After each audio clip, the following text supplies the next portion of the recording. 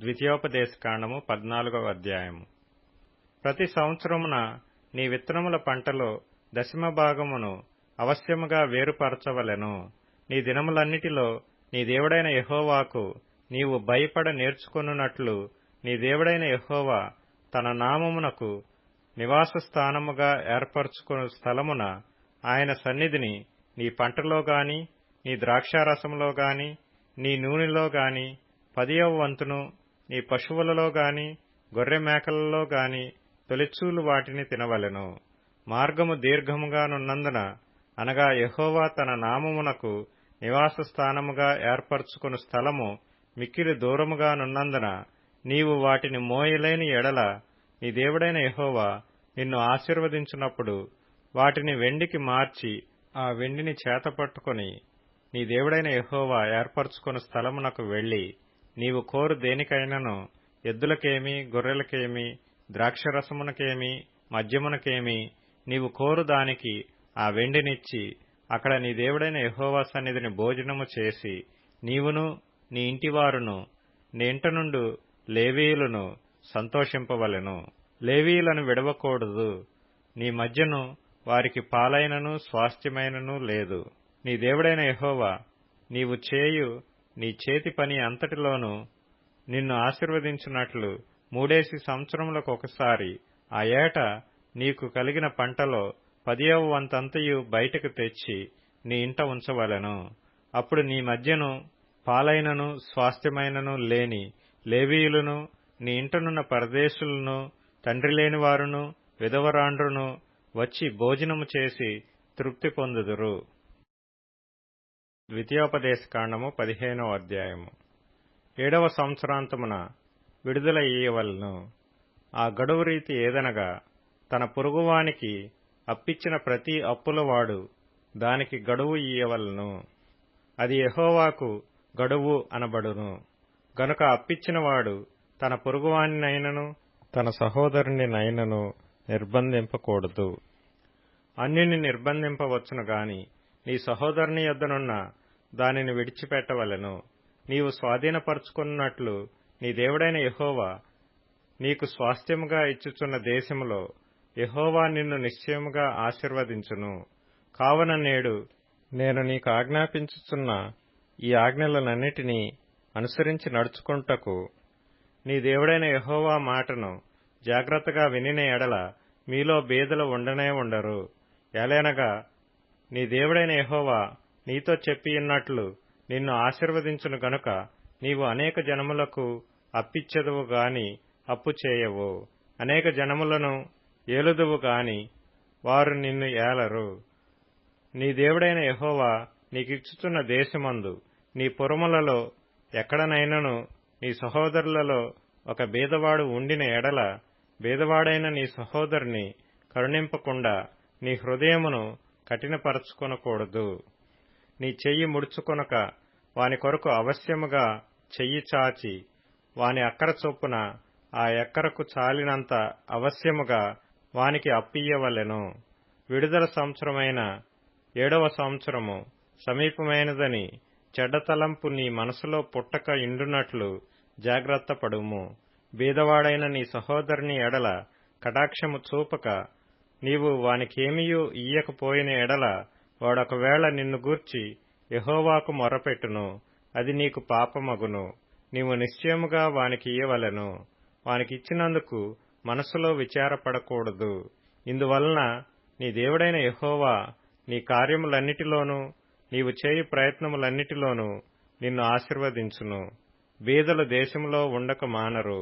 అందుచేత నేను దేశములోనున్న నీ సహోదరులకు దీనులకును బీదలకును అవశ్యముగా నీ చెయ్యి చాపవలనని నీకాజ్ఞాపించుచున్నాను. నీ సహోదరులలో హెబ్రీయుడే గాని హెబ్రీయురాలే గాని నీకు అమ్మబడి 6 సంవత్సరములు నీకు దాస్యము చేసిన ఎడల 7వ సంవత్సరమున వాని విడిపించి నీ యొద్ద నుండి పంపివేయవలెను. అయితే వాని విడిపించి నీ యొద్ద నుండి పంపివేయనప్పుడు నీవు వట్టి చేతులతో వాని పంపివేయకూడదు. నీవు ఐగుప్తు దేశంలో దాసుడివై ఉన్నప్పుడు నీ దేవుడైన యెహోవా నిన్ను విమోచించినని జ్ఞాపకము చేసుకొని నీ మందలోను నీ కళ్లములోను నీ ద్రాక్షగానుగులోను కొంత అవశ్యముగా వానికియ్యవలెను. నీ దేవుడైన యెహోవా నిన్ను ఆశీర్వదించి నీకనుగ్రహించిన దానిలో కొంత వానికియ్యవలెను. ఆ హేతువు చేతను నేను ఈ సంగతి నేడు నీకాజ్ఞాపించియున్నాను. అయితే నీ యొద్ద వానికి మేలు కలిగినందున నిన్నును నీ ఇంటివారిని ప్రేమించుచున్నాను గనుక నేను నీ యొద్ద నుండి వెళ్లిపోనని అతడు నీతో చెప్పిన ఎడల నీవు కదురును పట్టుకొని తలుపులోనికి దిగునట్లుగా వాని చెవికి దానిని గుచ్చవలెను. ఆ తరువాత అతడు నిత్యము నీకు దాసుడైయుండును.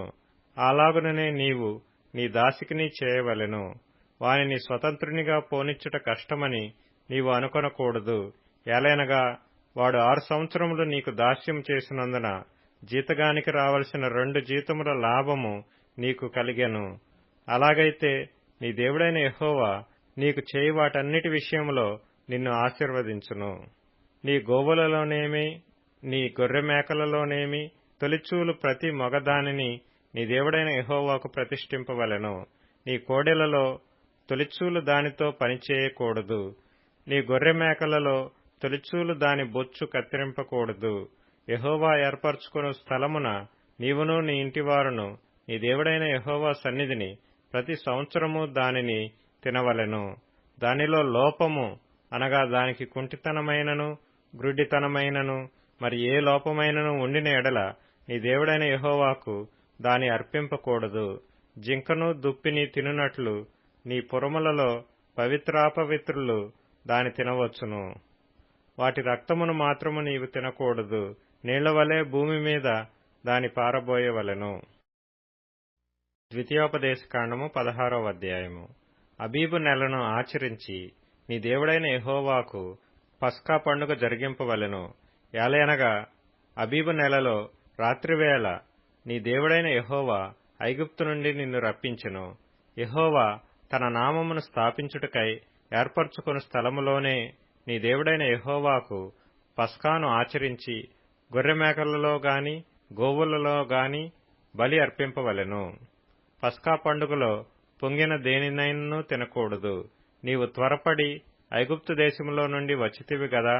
నీవు ఐగుప్తు దేశములో నుండి వచ్చిన దినమును నీ జీవితములన్నిటిలో జ్ఞాపకము చేసుకున్నట్లు బాధను స్మరణకు తెచ్చు పొంగని ఆహారమును 7 దినములు తినవలెను.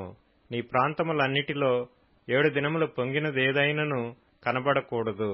మరియు నీవు మొదటి తేదీ సాయంకాలమున వధించిన దాని మాంసములో కొంచెమైనను ఉదయం వరకు మిగిలియుండకూడదు. నీ దేవుడైన యెహోవా నీకిచ్చుచున్న పురములలో దేనియందైనను పస్కా పశువును వధింపకూడదు. నీ దేవుడైన యెహోవా తన నామమును స్థాపించుటకై ఏర్పరచుకుని స్థలములోనే నీవు ఐగుప్తులో నుండి బయలుదేరి వచ్చిన వేళను అనగా సూర్యుడు అస్తమించు సాయంకాలమున పస్కా పశువును వధించి నీ దేవుడైన యెహోవా ఏర్పరచుకుని స్థలమున దానిని కాల్చి భుజించి ఉదయమున తిరిగి నీ గుడారములకు వెళ్లవలెను. 6 దినములు నీవు పొంగని రొట్టెలు తినవలెను. 7వ దినము నీ దేవుడైన యెహోవాకు వ్రత దినము. అందులో నీవు జీవనోపాధి అయిన ఏ పనియూ చేయకూడదు. 7 వారములను నీవు లెక్కింపవలెను. పంట చేని పైని కొడవలి మొదట వేసినది మొదలుకొని 7 వారములను లెక్కించి నీ దేవుడైన యెహోవాకు వారముల పండుగ ఆచరించుటకై నీ చేతనైనంత స్వేచ్ఛార్పణమును సిద్ధపరచవలెను. నీ దేవుడైన యెహోవా నిన్ను ఆశీర్వదించిన కొలది దానినియ్యవలెను. అప్పుడు నీవును నీ కుమారుడును నీ కుమార్తెయును నీ దాసుడును నీ దాసీయును నీ గ్రామములోనున్న లేవీయులను నీ మధ్యనున్న పరదేశులను తల్లిదండ్రులు లేనివారును విధవరాండ్రును నీ దేవుడైన యెహోవా తన నామమును స్థాపించుటకై ఏర్పరచుకొను స్థలమున నీ దేవుడైన యెహోవా సన్నిధిని సంతోషింపవలెను. నీవు ఐగుప్తులో దాసుడివై ఉండిన సంగతిని జ్ఞాపకము చేసుకొని ఈ కట్టడలను ఆచరించి జరుపుకొనవలెను. నీ కళ్ళములో నుండి ధాన్యమును నీ తొట్టిలో నుండి రసమును సమకూర్చినప్పుడు పర్ణశాలల పండుగను 7 దినములు ఆచరింపవలెను. ఈ పండుగలో నీవును నీ కుమారుడును నీ కుమార్తెయును నీ దాసుడును నీ దాసీయును నీ గ్రామములోనున్న లేవీయులను పరదేశులను తల్లిదండ్రులు లేనివారును విధవరాండ్రును సంతోషింపవలెను.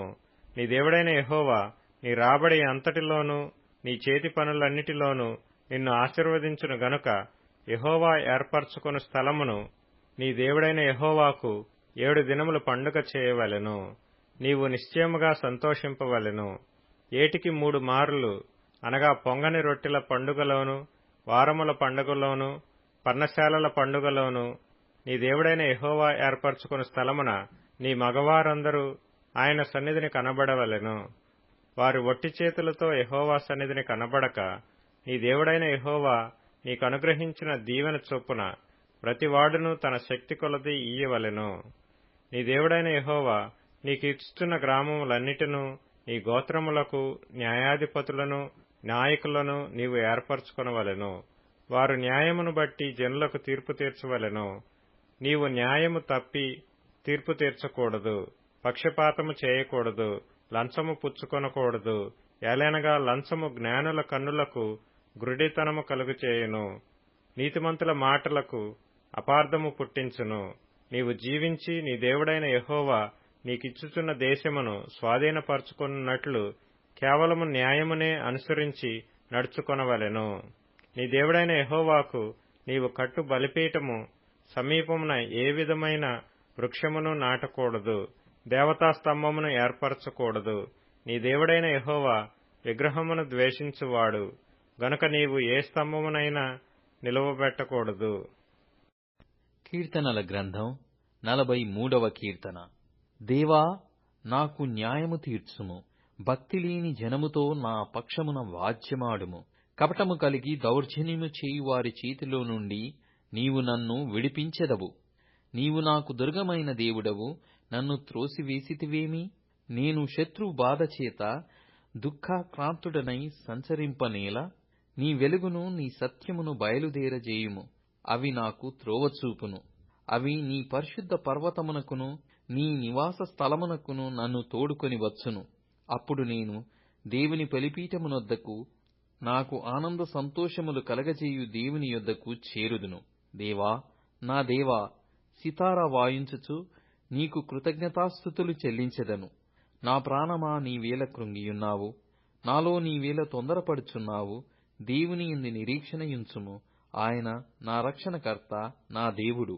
ఇంకను నేనాయనను స్తుతించెదను. సామెతల గ్రంథం 10వ అధ్యాయం.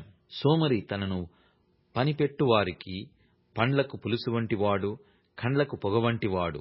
యెహోవా యందు భయభక్తులు కలిగియుండుట దీర్ఘాయువునకు కారణము. భక్తిహీనుల ఆయస్సు తక్కువైపోవును.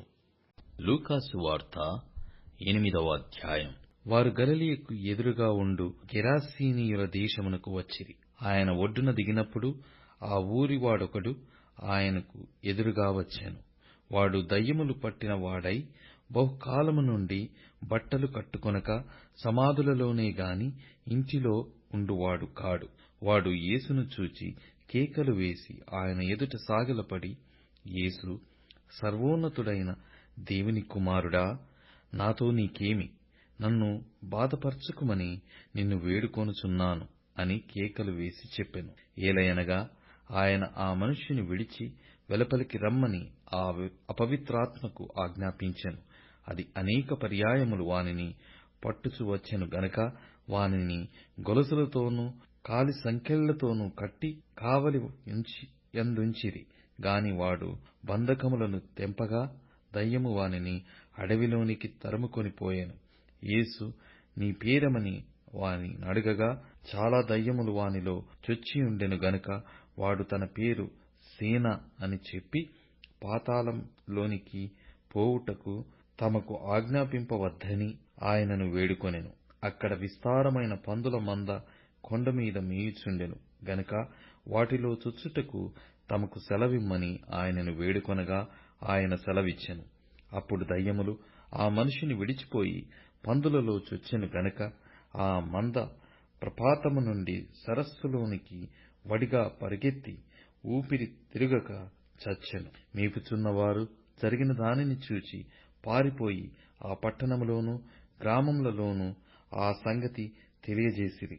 జనులు జరిగిన దానిని చూడ వెళ్లి యేసునొద్దకు వచ్చి దయ్యములు వదిలిపోయిన మనుష్యుడు బట్టలు కట్టుకొని స్వస్థచిత్తుడై యేసు పాదముల యొద్ద కూర్చుండుట చూచి భయపడిరి. అది చూచిన వారు దయ్యములు పట్టిన వాడేలాగు స్వస్థత పొందెనో జనులకు తెలియజేయగా, గెరసీనీయుల ప్రాంతములలో నుండు జనులందరూ బహు భయాక్రాంతులైరి గనుక తమ్మును పొమ్మని ఆయనను వేడుకొనిరి. ఆయన దోణి ఎక్కి తిరిగి వెళ్ళుచుండగా దయ్యములు వదిలిపోయిన మనుష్యుడు ఆయనతో కూడా తన్ను ఉండనిమ్మని ఆయనను వేడుకొనెను. అయితే ఆయన, నీవు నీ ఇంటికి తిరిగి వెళ్లి దేవుడు నీకెట్టి గొప్ప కార్యములు చేసెనో తెలియజేయుమని వానితో చెప్పి వానిని పంపివేసెను. వాడు వెళ్లి యేసు తనకెట్టి గొప్ప కార్యములు చేసెనో ఆ పట్టణమందంతటను ప్రకటించెను. జనసమూహము ఆయన కొరకు ఎదురుచూచుచుండెను గనుక యేసు తిరిగి వచ్చినప్పుడు వారు ఆయనను చేర్చుకొనిరి. అంతటా ఇదిగో, సమాజ మందిరపు అధికారి అయిన యాయీరు అను ఒకడు వచ్చి యేసు పాదముల మీద పడి, ఇంచుమించు 12 ఏండ్ల ఈడుగల తన యొక్కతే కుమార్తె చావ సిద్ధముగా ఉన్నది గనుక తన ఇంటికి రమ్మని ఆయనను బతిమాలుకొనెను. ఆయన వెళ్ళుచుండగా జనసమూహములు ఆయన మీద పడుచుండిరి. అప్పుడు 12 ఏండ్ల నుండి రక్తస్రావం రోగము గల ఒక స్త్రీ ఎవని చేతను స్వస్థత నొందనిదై ఆయన వెనుకకు వచ్చి ఆయన వస్త్రము చెంగును ముట్టెను. వెంటనే ఆమె రక్తస్రావము నిలిచిపోయెను. నన్ను ముట్టినది ఎవరని యేసు అడగగా, అందరును మేమెరగమన్నప్పుడు పేతురు, ఏలినవాడా, జనసమూహములు క్రిక్కిరిసి నీ మీద పడుచున్నారనగా యేసు, ఎవడో నన్ను ముట్టెను, ప్రభావము నాలో నుండి వెడలిపోయినదని నాకు తెలిసినదనెను. తాను మరుగైయుండలేదని ఆ స్త్రీ చూచి వణుకుచూ వచ్చి ఆయన ఎదుట సాగిలపడి, తాను ఎందు నిమిత్తము ఆయనను ముట్టెనో, వెంటనే తాను ఎలాగు స్వస్థపడెనో ఆ సంగతి ప్రజలందరి ఎదుట తెలియజెప్పెను. అందుకాయన, కుమారీ, నీ విశ్వాసము నిన్ను స్వస్థపరిచెను, సమాధానము గలదానవై పొమ్మని ఆమెతో చెప్పెను. ఆయన ఇంకనూ మాటలాడుచుండగా సమాజ మందిరపు అధికారి ఇంటి నుండి ఒకడు వచ్చి, నీ కుమార్తె చనిపోయినదని బోధకుని శ్రమ పెట్టవద్దని అతనితో చెప్పెను. యేసు ఆ మాట విని, భయపడవద్దు, నమ్మిక మాత్రముంచుము, ఆమె స్వస్థపరచబడునని అతనితో చెప్పి ఇంటికి వచ్చినప్పుడు పేతురు, యోహాను, యాకోబు అను వారిని, ఆ చిన్నదాని తల్లిదండ్రులకు తప్ప మరి ఎవరిని ఆయన లోపలికి రానియ్యలేదు. అందరును ఆమె నిమిత్తమై ఏడ్చుచూ రొమ్ము కొట్టుకొనుచుండగా ఆయన వారితో, ఏడవవద్దని, ఆమె నిద్రించుచున్నదే గాని చనిపోలేదని చెప్పెను. ఆమె చనిపోయెనని వారెరిగి ఆయనను అపహసించిరి. అయితే ఆయన ఆమె చేయి పట్టుకుని, చిన్నదానా, లెమ్మని చెప్పగా ఆమె ప్రాణము తిరిగి వచ్చెను గనక వెంటనే ఆమె లేచెను. అప్పుడు ఆయన ఆమెకు భోజనము పెట్టుడని ఆజ్ఞాపించెను. ఆమె తల్లిదండ్రులు విస్మయము నొందిరి. అంతటా ఆయన జరిగినది ఎవనితోనూ చెప్పవద్దని వారికాజ్ఞాపించెను.